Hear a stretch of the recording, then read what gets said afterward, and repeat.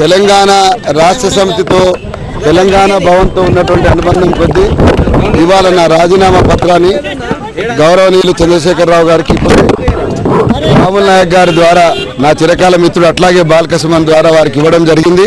తెలంగాణ పునర్నిర్మాణంలో ఏదైతే బాధ్యతాయుతంగా తెరాస ముందుకు పోవాలనుకుంటున్నామో దాని నుంచి కొంత అపసవ్యం ఉందనేటువంటి మానసికమైనటువంటి ఒత్తిడితోటి బాధతోటి వ్యక్తిగతంగా నా మీద ఉన్నటువంటి కొన్ని అంశాలు దృష్టిలో పెట్టుకొని నేను ఖచ్చితంగా ఈ పార్టీకి రాజీనామా చేయాలని నిర్ణయం తీసుకున్నా.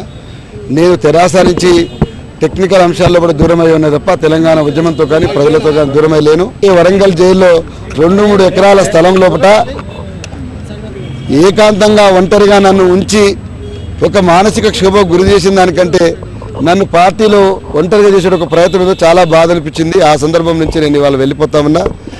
ఒంటరిలో ఇవాళ సమూహంగా వెతుక్కోవాలి కనుక ఖచ్చితంగా ప్రజలతోటి ఉంటా, మళ్ళీ సమూహంతో ఉంటా అని చెప్పేసిన విశ్వాసం నాకున్నది.